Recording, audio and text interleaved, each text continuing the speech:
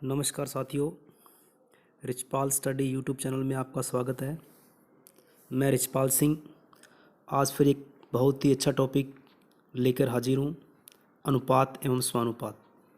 ये टॉपिक जो है लगभग सभी कंपटीशन एग्ज़ाम जैसे REET, SSC, bank, railway, NTPC और पटवार, कांस्टेबल आदि के अंदर बहुत ही महत्वपूर्ण है। तो मेरे साथ जुड़िए और हम बहुत ही बेहतरीन तरीके से इस टॉपिक को समझेंगे और बेसिक से लेकर हम चलेंगे और इसके जितने भी क्वेश्चन बनते हैं, जितने भी टाइप्स के, वो हम करेंगे। देखिए, जो हमारा टॉपिक है ये देखो, अनुपात एवं समानुपात। अनुपात क्या होता है और समानुपात क्या होता है, हम अनुपात पढ़ेंगे, साथ साथ समानुपात भी पढ़ेंगे। देखिए, अनुपात क्या होता है, अनुपात की बात कर लेते हैं हम। अनुपात का मतलब होता है कि यदि हमारे पास दो राशियां हैं और दो राशियों की हमें तुलना करनी है, ठीक है। और तुलना किस प्रकार से होती है कि एक राशि जो है दूसरी राशि से कितने गुना कम या ज़्यादा है, ठीक है। और इनकी तुलना हमेशा सजातीय राशियों में होती है, ठीक है। यानी कि इनकी तुलना हमेशा सजातीय राशियों में होती है, ठीक है। अब देखिए, बात करते हैं, जैसे मैं एग्जांपल ले लेता हूँ। एक एग्जाम्पल जैसे मैंने ले लिया ए और बी, इन दोनों के बीच मुझे तुलना करनी है, और यानी ए और बी जो है, ए ज़्यादा है या बी कम है। तो अब अनुपात का जो निशान होता है वो क्या होता है, निशान इस प्रकार से दो डॉट होते हैं, ठीक है।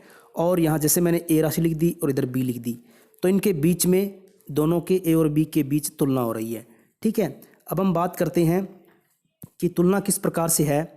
जैसे अब बात करते हैं 2:3, ठीक है।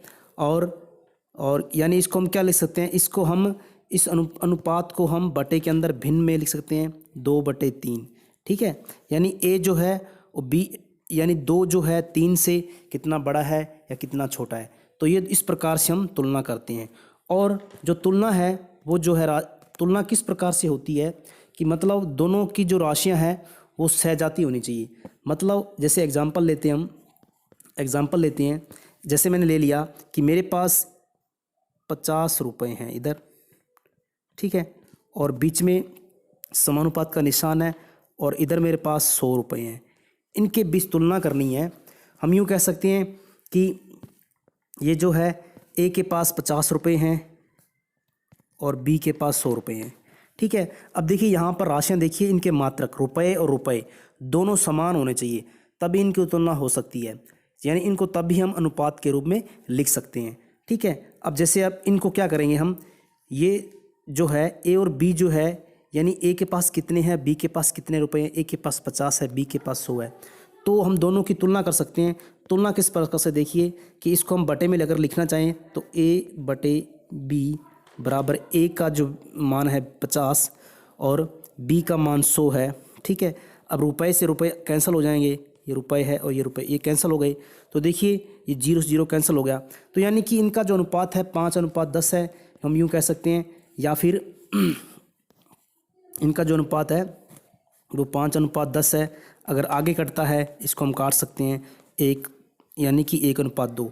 यानी हम कह सकते हैं कि ए और बी के बीच जो है, यानी ए और बी के बीच में जो अनुपात निकल के आया वो 1:2 है। मतलब ए के पास 1 भाग है और बी के पास 2 भाग है। मतलब यूँ कह सकते हैं कि ए जो है, ए बी से आधा है, यानी 1/2। अगर ए के पास 1 हिस्सा है और बी के पास 2 हिस्सा है, ठीक है। तो इस प्रकार से हम क्या कर सकते हैं, इनकी जो है वो हम तुलना कर सकते हैं। ये तो हमारा था कि ये अनुपात क्या होता है। अनुपात हमेशा ही सजातीय राशियों के बीच में होता है, ठीक है, और कभी भी विजातीय राशियों के बीच नहीं हो सकता। जैसे अगर मैं एग्जांपल के तौर पर अगर मैं ऐसे लिख दूं कि जैसे मैंने यहाँ लिख दिया, जैसे मैंने लिख दिया 50 मीटर और यहाँ लिख दिया मैंने 50 सेमी। इन दोनों के बीच में दोनों ही मात्रक सेम नहीं है, ये सजातीय राशि नहीं है, ये विजातीय राशि हैं, अलग अलग प्रकार के हैं। तो इन दोनों को हम अनुपात में नहीं लिख सकते। अगर लिखना भी है तो दोनों के जो अनुपात है, यानी दोनों की राशियां बराबर अगर हो सकती है तो करो, नहीं तो अनुपात नहीं लिख सकते। मीटर और सेमी में हम जानते हैं कि इनके बीच एक कॉम्बिनेशन होता है 50 मीटर है तो मीटर को आप बदल लो सेंटीमीटर के अंदर, क्योंकि ये सेंटीमीटर के अंदर है। तो अगर बात करते हैं हम इनको बदलेंगे सेंटीमीटर के अंदर, तो यहाँ पर क्या लिखेगा 50 यानी 100 से गुणा कर देंगे तो ये 500 हो जाएगा, ठीक है। सॉरी, यहाँ 500 हो जाएगा, ठीक है, 5000 हो जाएगा। और इधर देखिए ये 50 सेमी है, तो ये अनुपात में है, ठीक है, ये अनुपात में भाई, ये अनुपात में है। तो 0 0 कट गया तो ये 500 अनुपात 5 आ जाएगा, 500 अनुपात 5 आ जाएगा, ठीक है। ये सॉरी 5, यहाँ पर 5 आ जाएगा, ठीक है, 500 अनुपात 5। तो इस प्रकार से हम इन सहजातीय राशियों के बीच ही तुलना कर सकते हैं, विजातीय के बीच में हम तुलना नहीं कर सकते, ठीक है। उम्मीद करता हूँ ये आपको चीज़ समझ में आई होगी, ठीक है। आगे हम बढ़ते हैं कि अब देखिए समानुपात के बारे में थोड़ा जान लेते हैं। समानुपात क्या होता है? देखिए समानुपात का मतलब यही होता है कि जब दो अनुपात समान हो, यानी कि हमने अनुपात पढ़ा अभी, जब दो अनुपात समान हो तो मतलब अब कह सकते हैं कि जब दो अनुपात समान हो और इसका चिन्ह जो होता है वो आपके 4 डॉट होते हैं इस प्रकार से, ठीक है, ये समानुपात का चिन्ह होता है, या इसको हम बराबर भी कह सकते हैं, ठीक है। अब देखिए अनुपात किस प्रकार से, यानी समानुपात को किस प्रकार से दर्शाएंगे कि मेरे पास 4 राशियां हैं और उनको मैंने समानुपात के अंदर लिखना है। जैसे मैंने लिखा कि यहाँ पर देखिए, यहाँ पर ए और बी के बीच अनुपात है और सी और डी के बीच अनुपात है। अब यदि ये दोनों अनुपात बराबर हैं, मतलब बराबर हैं, तो हमने क्या किया, यहाँ पर समानुपात का चिन्ह लगा दिया, ठीक है। इसको हम लिखना चाहें तो इस प्रकार से भी लिख सकते हैं, ठीक है। जैसे मैंने बात कर ली कि जैसे मैंने ए अनुपात बी समानुपात सी समानुपात डी, ठीक है। अब बात करते हैं इनके बीच में जो है वो ये दोनों अनुपात बराबर हैं, ठीक है।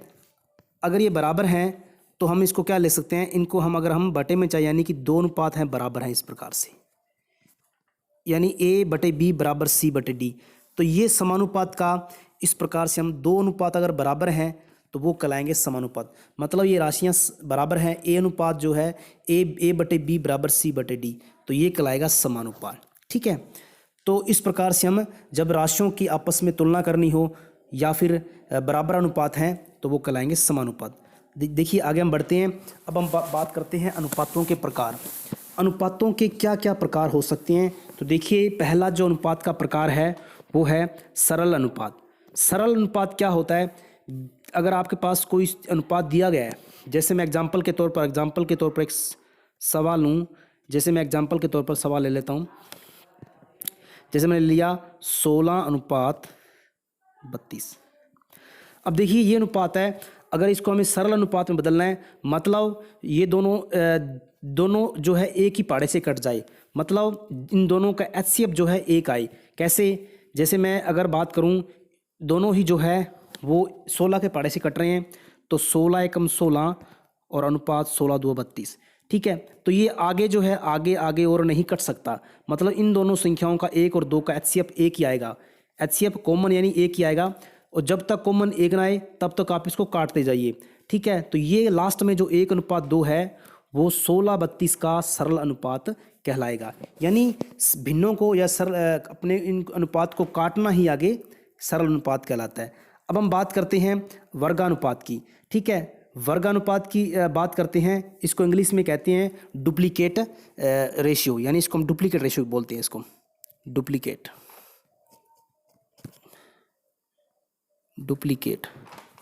रेशियो, इसको हम बोलते हैं डुप्लीकेट रेशियो, ठीक है। यानी कि वर्गानुपात क्या है? जैसे अगर आपको कोई अनुपात दिया गया है, उस अनुपात को आपको क्या करना है, वर्ग के अंदर बदलना है। जैसे मैंने अनुपात ले लिया 2 अनुपात 3, इसका वर्गानुपात निकालना है, तो क्या करेंगे हम, जो अनुपात दिया गया है उसका हम क्या कर देंगे, वर्ग कर देंगे। जब वर्ग करेंगे तो ये क्या हो जाएगा, 2 का वर्ग यहाँ पर 4 आ जाएगा, 3 का वर्ग 9, तो ये जो है 2 अनुपात 3 का क्या कहलाएगा, 4 अनुपात 9 वर्गानुपात कहलाएगा, ठीक है। ये कहलाएगा वर्गानुपात, ठीक है। आगे हम बढ़ते हैं अगले टॉपिक पे, जो है वो है वर्गमूलानुपात। वर्गमूलानुपात क्या होता है? देखिए वर्गमूलानुपात, इसको इंग्लिश में बोलते हैं सब डुप्लीकेट रेशियो, यानी कि आपको अनुपात दिया होगा, जैसे मैंने अनुपात दे दिया, एग्जाम्पल के तौर पर मैंने दे दिया 16 अनुपात 25, इस संख्या का 16:25 का आपको क्या निकालना है, आपको वर्गमूलानुपात निकालना है। तो आप क्या करोगे, इनका वर्गमूल ले लोगे, मतलब इस प्रकार से आप वर्गमूल में इन संख्याओं को लिख दोगे। फिर क्या करोगे, आप इनका वर्गमूल निकाल लो, 16 का 4 आ जाएगा और 25 का 5, मतलब 16:25 का वर्गमूलानुपात 4:5 आ जाएगा। ठीक है, तो इधर देखिए, अब इधर बात करते हैं हम घनानुपात की। तो देखिए घनानुपात यानी इसको हम ट्रिप्लिकेट रेशियो बोलते हैं। घनानुपात का मतलब है जैसे आपको कोई संख्या दी गई है 2:3, ठीक है। अब इनका आपको क्या निकालना है, आपको इनका घन निकालना है, यानी अनुपात के अंदर है तो क्या करोगे, आप इनका क्यूब कर दोगे, 2 का क्यूब अनुपात 3 का क्यूब। अब जब इनका क्यूब करोगे तो क्या आएगा, 2 का क्यूब 8 होता है और 3 का क्यूब 27 होता है, यानी 2:3 का जो घनानुपात है, घनानुपात जो क्या आएगा वो आएगा आपका 8:27। ठीक है, अब देखो आगे बढ़ते हम। देखिए अगला क्या है, अगला है घनमूलानुपात। घनमूलानुपात यानी सब ट्रिप्लिकेट रेशियो। ठीक है, अब सब ट्रिप्लिकेट रेशियो क्या होता है, यानी कि जैसे मैंने एग्जांपल के तौर पे ले लिया 216:343, तो आपको क्या करना है, इसका घनमूलानुपात निकालना है। तो कैसे निकालोगे आप लोग, आप क्या करोगे, इनका क्यूब रूट निकाल लोगे। मैंने कल आपको समझाया था पिछले वीडियो के अंदर क्यूब रूट। तो हम क्या करेंगे, इनका क्यूब रूट निकाल लेंगे, यानी कि 216 का क्यूब रूट क्या, घनमूल क्या होगा 6 और 343 का 7, मतलब 216:343 का घनमूला जो अनुपात है वो आएगा 6:7।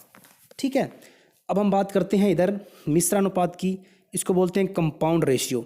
अब इसके अंदर क्या होगा, आपको अनुपात दिए होंगे अलग अलग और उनको आपस में कंपाउंड यानी मिश्र करना है। अब जैसे मैं एग्जांपल के तौर पर मैं एग्जांपल ले लेता हूँ, जैसे मैंने एग्जांपल ले लिया 3:2 और एक ले लिया मैंने 4:5, यानी अनुपात 3:2 और 4:5, इनका मिश्र अनुपात निकालना है। तो अगर बात करते हैं हम, तो इसका जो फर्स्ट जो पद है और अगले अनुपात का फर्स्ट पद है, इनका आपस में गुणा कर दो, यानी इसका जो रेशियो होगा वो फर्स्ट का फर्स्ट कर दो, अनुपात सेकंड का सेकंड से गुणा कर दो। ठीक है, तो ये क्या आ जाएगा, 4:12:10।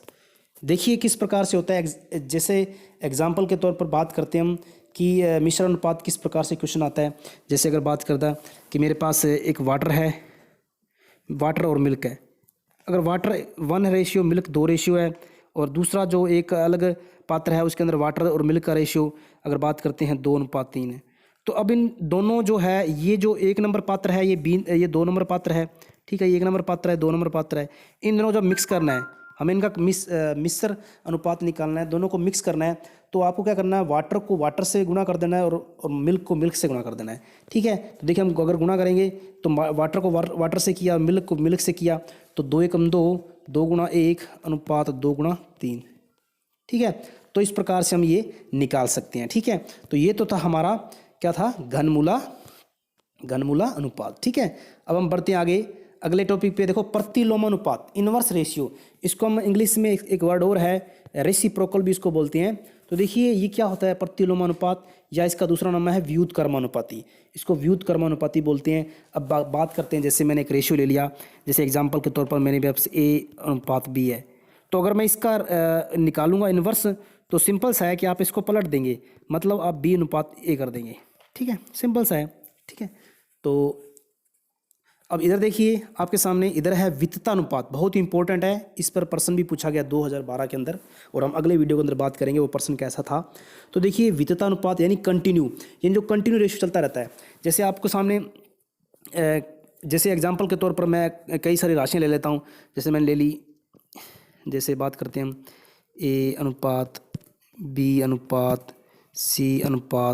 A:B:C:D:E। तो अगर इनको ये अनुपात में दिया गया है, तो अगर इनको हम लिखना हो, यानी ये किस प्रकार से मतलब ये किस प्रकार से लिखा होगा, यानी इनको कंटिन्यू किस चल रहा है, तो इसके अंदर अनुपातों को जो अब हम दो के जब अनुपात अलग करेंगे, जब इनको अलग करेंगे हम दो के, मतलब A का B से अगर रेशियो निकालेंगे, B का C से निकालेंगे, C का D का, यानी इनको बराबर में लिखना हो तो किस प्रकार से लिखेंगे, यानी वित्ततानुपात क्रम में किस प्रकार से लिखेंगे। तो देखिए इसको हम क्या लिख सकते हैं, ए, यानी इसको हम अलग कर देंगे, ठीक है। तो ए बी अनुपात हो जाएगा, फिर बी सी अनुपात हो जाएगा, फिर सी डी अनुपात हो जाएगा, फिर डी ई अनुपात हो जाएगा। अब क्या करेंगे, यदि ये सभी अनुपात जो हैं वो वित्तता अनुपात में है, यानी आगे चलते जाएंगे, ये जो अनुपात हैं वो बराबर होते हैं सभी। तो अगर बात करते हैं हम, जैसे इनको लिखना चाहें तो ए बटे बी बराबर, फिर बी बटे सी बराबर, फिर सी बटे डी बराबर, फिर डी बटे ई। इस प्रकार से ये जो है वो आगे चलता रहता है, ठीक है ना, सी बटे डी। तो ये जो है यानी कि यहाँ पर देखो कॉमन बी आ गया, इसमें कॉमन, अगले स्टेप में सी कॉमन आ गया, अगले स्टेप में डी कॉमन आ गया, हर पार्ट के अंदर कॉमन आएगा कोई ना कोई पार्ट। तो ये जो है ये कहलाता है आपका वित्तता अनुपात, बहुत ही इंपॉर्टेंट है, ठीक है ना। यानी आपको बहुत सारे जो राशियाँ हैं वो अनुपात में दी होगी और उनको वित्तता अनुपात में हम इस प्रकार से लिख सकते हैं, ठीक है। तो उम्मीद करता हूँ ये आपको सवाल, ये जो है पार्ट आपको समझ में आया होगा। अब हम बढ़ते हैं आगे मध्यानुपाती। देखो मध्यानुपाती क्या होता है, सिंपल सा है कि आपको इसके अंदर अनुपात दिए होंगे, लेकिन अनुपात जो हैं वो आपको 3 अनुपात दिए होंगे, क्योंकि मध्यानुपाती केवल 3 का निकलता है। तो बात करते हैं हम, जैसे मैंने ले लिया ए एक ले लिया, मैंने एक ले लिया ए बी और सी, ठीक है। अब ये 3 अनुपात हैं, तो इनका मध्यानुपाती जो है वो क्या है, वो ये बी है, ठीक है। अब बी है, लेकिन हमें बी की वैल्यू निकालनी है। तो बी अगर इसको हम वित्तता क्रम में लिखेंगे तो तभी हम निकाल पाएंगे ना, क्योंकि ये 3 राशियाँ हैं, 3 राशियों का मध्यानुपाती निकलेगा, जो बीच वाला बी आएगा। तो क्या करेंगे, अब बी की वैल्यू निकालनी है, हम क्या करेंगे, इसको वित्तता क्रम में लिखेंगे। मतलब वित्तता क्रम में कैसे लिखेंगे, तो अभी मैंने बताया था कि मैं अनुपातों में ए अनुपात बी लिखूंगा, फिर लिखूंगा बी अनुपात सी। अब ये अनुपात दोनों ही बराबर है, तो बराबर इन दोनों को रखूंगा मैं, ठीक है। यानी ए बटे बी बराबर बी बटे सी। अब देखिए मैं क्या करूँगा, इनका क्रॉस मल्टीप्लाई, यानी बी का बी से गुना करूँगा, बी का बी से करूँगा, यानी बी स्क्वायर, और ए का ए सी करूँगा, ए सी, ठीक है। अब देखो आगे मैं क्या करूँगा, यहाँ से स्क्वायर हटाऊँगा, स्क्वायर यानी कि ये बन जाएगा अंडर रूट, यानी यहाँ से आपके मतलब बी और बी की वैल्यू आ गई ए सी। मतलब यहाँ से हम क्या कर सकते हैं, इनका मध्यानुपाती निकाल सकते हैं, जो कि हमारा बी था, और बी की वैल्यू अंडर रूट ए सी होगी, ठीक है। तो ये आप याद रख सकते हैं मध्यानुपाती किस प्रकार से निकाल सकते हैं हम। अब बात करते हैं हम तृतीय अनुपाती की, बात करते हैं हम। देखिए तृतीय अनुपाती जो है वो हमारे सामने तृतीय अनुपाती है। तो तृतीय अनुपाती में क्या होगा कि जैसे मैंने बात कर ली, हमारे पास 3 पार्ट है, ए बी सी, ये 3 अनुपात है। और तृतीय अनुपाती यानी कि तीसरा, ये सी निकालना है, तीसरा अनुपात, ये प्रथम अनुपात, ये द्वितीय अनुपाती हो गया, ये तृतीय अनुपाती हो गया। हमें तीसरा पार्ट निकालना है, तीसरा पद निकालना है जो सी है। तो क्या करेंगे, वही क्रम लिखेंगे, वित्तता क्रम में लिखेंगे। तो वित्तता क्रम के लिए क्या करेंगे, हम वही चीज़ अपनाएंगे। जैसे मैं ले लिया ए अनुपात बी, फिर बी अनुपात सी। अब देखिए मैं वित्तता क्रम में लिखूंगा तो वही तरीका, मतलब ए बटे बी और बी बटे सी। अब करूँगा इनका क्रॉस मल्टीप्लाई करूँगा, तो यानी कि बी स्क्वायर, मुझे सी की वैल्यू निकालनी है, तो ए सी बराबर में बी स्क्वायर, ठीक है। और उसके बाद में ये हो जाएगा, और यहाँ से मुझे सी की वैल्यू निकालनी है, तो ये ए जो है इसके बटे में चला जाएगा, ठीक है। मतलब क्या आ जाएगा, यहाँ से सी बराबर बी स्क्वायर अपॉन ए। तो ये जो है यह मतलब क्या है कि ये आ जाएगा आपका वित्तता अनुपात, ठीक है। उम्मीद करता हूँ ये आपको समझ में आया होगा। यानी कि आपको क्या करना है, जैसे मैं एग्जांपल ले लेता हूँ, अगर आपको समझ में नहीं आया। जैसे मैंने एग्जांपल ले लिया मैंने, जैसे मैंने लिया 2,3,4। अब मुझे क्या करना है, मुझे तृतीय अगर मैं बात करता हूँ यहाँ पर, कि मैं यहाँ पर ये पार्ट यहाँ एक्स मान लेता हूँ, मुझे तृतीय अनुपाती निकालना है, यानी इसका तीसरा पार्ट निकालना है।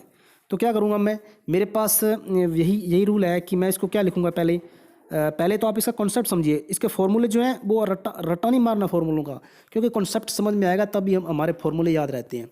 तो देखिए इसको हम 2/3 लिखेंगे और इसको 3/x लिखेंगे। अब देखिए हम क्या करेंगे, हमें x की वैल्यू निकालनी है, ठीक है। तो क्या करेंगे हम, ये हो जाएगा 3 3 9 3, और यानी कि 2x, मैं इसको पूरा कर देता हूँ, 3 3 9 बराबर 2x, और x बराबर में क्या आ जाएगा, x बराबर में 9/2। तो ये जो है, ये इस प्रकार से हम क्या करेंगे, इस प्रकार से हम इनका तृतीय जो अनुपाती है वो निकाल सकते हैं। यानी आपको तीन राशियाँ दी होगी तो आपको, अब हम आगे बढ़ते हैं। अब देखो योगानुपात क्या होता है। योगानुपात क्या होता है, योगानुपात का मतलब यही है कि अगर आपके पास दो अनुपात दिए गए हैं बराबर में समानुपात के अंदर, जैसे मैं ले लेता हूँ, एक संख्या ले लेता हूँ, जैसे मैंने ले लिया ए अनुपात बी और सी अनुपात डी बराबर में है। अब ये दो अनुपात बराबर में है, समानुपात में है, तो हम क्या करेंगे, दोनों तरफ जो है एक ही क्वांटिटी जोड़ेंगे। सेम क्वांटिटी हम जोड़ सकते हैं। जैसे मैंने इन दोनों के बीच में दोनों तरफ मैंने क्या कर दिया, +1 जोड़ दिया। आप 2 जोड़ सकते हो, यानी जो भी जोड़ोगे आप, ठीक है। तो ये कहलाएगा योगांतर अनुपात। अब इससे जो अनुपात निकल के आएगा, जैसे इनका एलसीएम लेंगे हम, तो ये a + b बटे b, a + b बटे क्या आ जाएगा, ये b आ जाएगा, इधर c + d बटे d आ जाएगा। तो ये जो चीज़ है ये कहलाएगी योगांतर अनुपात, ठीक है। तो आपको अनुपात कुछ भी दे सकता है, मैं केवल ए बी सी लेकर चल रहा हूँ, तो उम्मीद करता हूँ आपको ये चीज़ समझ में आ रही होगी, ठीक है।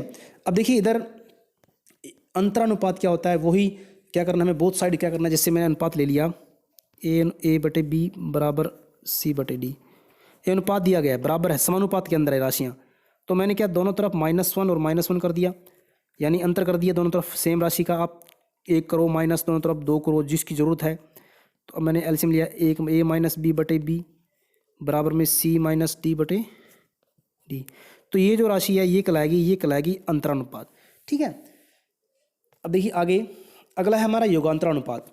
ये क्या है कि यानी दो जो अनुपात दिए गए हैं आपको, जैसे अनुपात दे दिया, मैंने ले लिया कि मैंने ले लिया a बटे b बराबर c बटे d।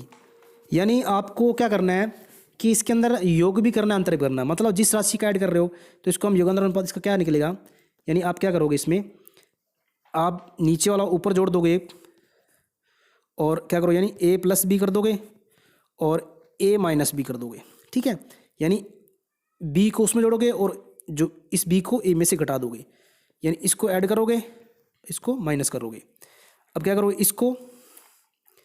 इसको इसमें ऐड करोगे और इसको इसमें, यानी इसको माइनस कर दोगे। तो मैं इस जो चीज़ ऐड कर रहे हो, यानी c + d कर रहे हो, और इधर नीचे क्या आ जाएगा, c - d। अगर आप ऊपर प्लस कर रहे हो तो यहाँ भी इस साइड प्लस होना चाहिए, नीचे माइनस है तो नीचे माइनस, मतलब दोनों तरफ सेम चिन्ह होने चाहिए। ये कहलाता है योगांतर अनुपात, ठीक है। अब हम बात करते हैं एक हमारा रह गया इसमें चतुर्थानुपाती रह गया। तो वो देखिए वो क्या होता है, वही बात कर लेते हैं उसकी हम। चतुर्थानुपाती का मतलब ये होता है, चतुर्थानुपाती यानी इसके अंदर आपको चौथा पद निकालना है, ठीक है। चौथा पद निकालना है, मतलब आपको इस प्रकार से आपको पद दिए होंगे, जैसे मैंने a b c and d, ये जो 4 राशियाँ अनुपात के अंदर है, ये समानुपात के अंदर है। तो क्या करोगे आप लोग, इसके अंदर जो चौथा पद है d, ये आपको फाइंड करना पड़ेगा। तो इसके लिए आपको क्या करोगे, आप इसके अंदर सिर्फ इसका तरीका ये है कि आप इसको पहले क्या करोगे, इसको अनुपात में लिख लोगे, a बटे b बराबर c बटे d। तो बस यहाँ इस बार d निकालना है, तो बस वही तरीका, बस आपको क्रॉस मल्टीप्लाई करना है। क्रॉस मल्टीप्लाई मतलब b का c से और अपॉन में d आ जाएगा, मतलब इसका क्या हो जाएगा, b का c से bc बराबर और a का d से, यहाँ से d निकालना है तो a जो है इसके बटे में चला जाएगा, मतलब क्या हो जाएगा, ये हो जाएगा आपका d बराबर, यानी d हमें d की वैल्यू निकालनी है, यहाँ से d की वैल्यू निकालनी है, तो bc बटे a। तो आप इसको इस प्रकार से निकाल सकते हैं, ठीक है। तो आप उम्मीद करता हूँ यह सवाल समझ में आया होगा। अब देखिए इसको हम कई बार क्या ऐसे भी लिख सकते हैं, इसको लिखना चाहें तो a अनुपात b समानुपात c समानुपात d। तो यानी कि इस प्रकार से अभी इससे क्या है कि इससे एक फॉर्मूला बन जाता है कि मध्य पदों का गुणनफल बराबर बाह्य पदों का गुणनफल, यानी ये हो जाएगा AD बराबर और BC, ठीक है।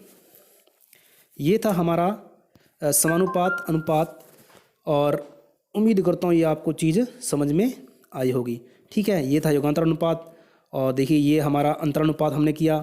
उसके बाद में ये था हमारा यानी तृतीय अनुपाती और मध्य अनुपाती, ठीक है। और उसके बाद में हम बात करते हैं, ये देखिए हमारा प्रतिलोम अनुपात। अब वो प्रतिलोम अनुपात का मैंने बताया भी था कि जैसे कोई संख्या दे दी आपको, जैसे आपको कोई संख्या दे दी, जैसे मैंने दे दी 1/2। अब इसका प्रतिलोम अनुपात क्या होगा कि आपको क्या करना है, अंश को और हर को अंश यानी 2/1 लिख दो इसका, ये कहलाएगा इसका प्रतिलोमा अनुपात, ठीक है। और उसके बाद में मैंने आपको बता ही दिया था कि घनमूल अनुपात वगैरह ये सब हो गया है। तो उम्मीद करता हूँ ये आपको ये क्लास बहुत अच्छी लगी होगी। और हम अगले वीडियो के अंदर इस टॉपिक से संबंधित जितने भी अच्छे क्वेश्चन हैं पिछले सालों के अंदर जो पूछे गए हैं और जो रीट में आने की संभावना है अदर एग्ज़ाम के अंदर भी, तो आप ज़रूर क्लास लगाइए। धन्यवाद जी।